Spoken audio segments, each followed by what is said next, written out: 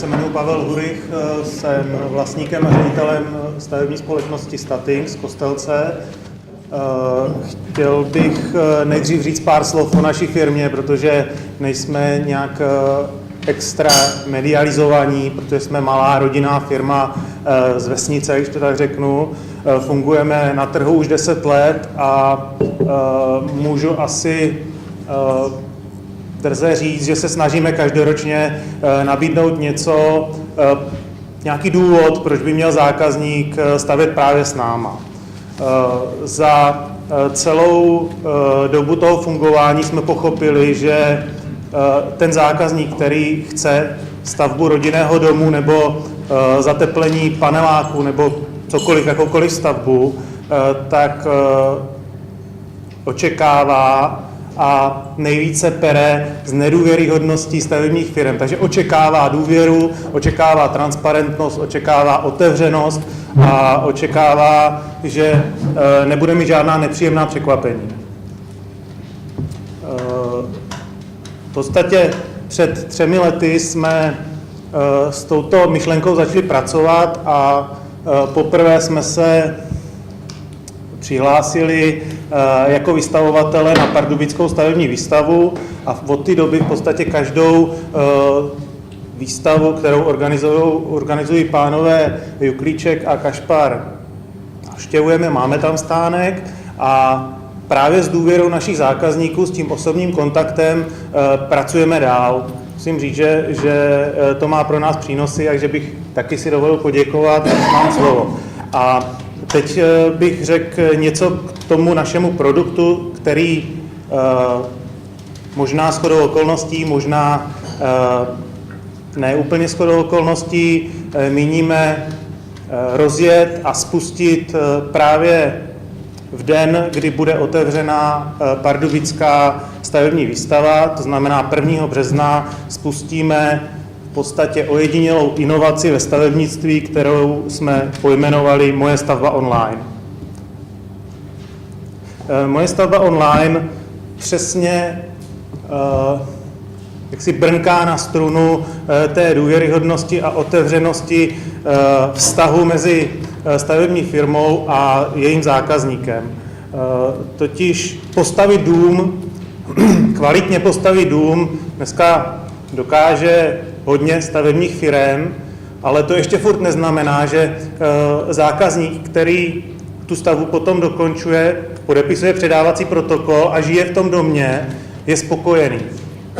Je důležitý ten proces, je důležitý sdílet informace a to právě dělá náš internetový portál.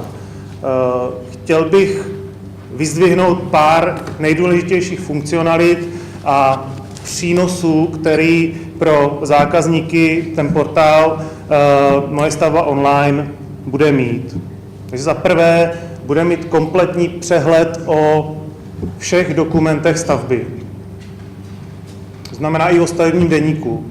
Stavební deník je veden online.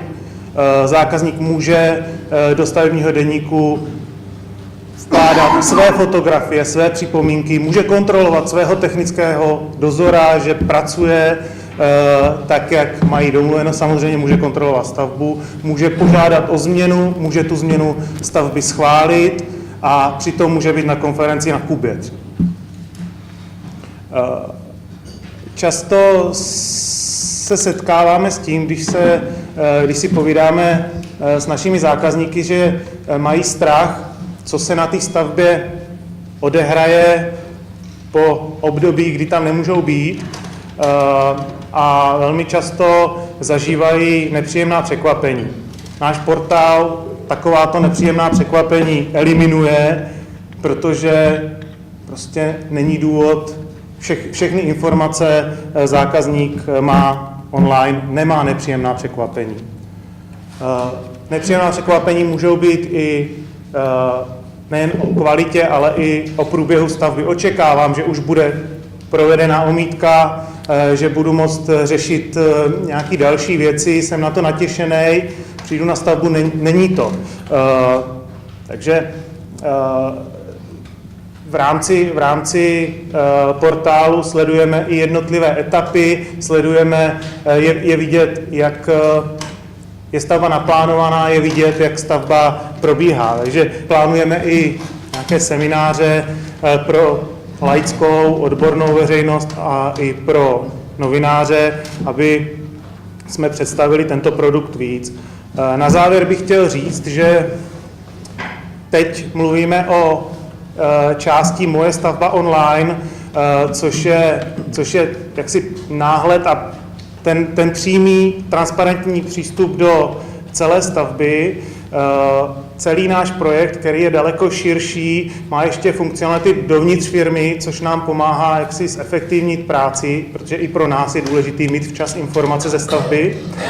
A protože naše firma se zabývá i správou nemovitostí, tak i pro zákazníky z oblasti správy nemovitostí máme připravenou funkcionalitu, která právě jejich potřeby naplní tak, aby měli informace kompletní včas a řekl bych nezkomolený nějakým prostředníkem, tak jak to často bývá. Já vám děkuji za pozornost a těším se na vás u našeho stánku. Děkuji.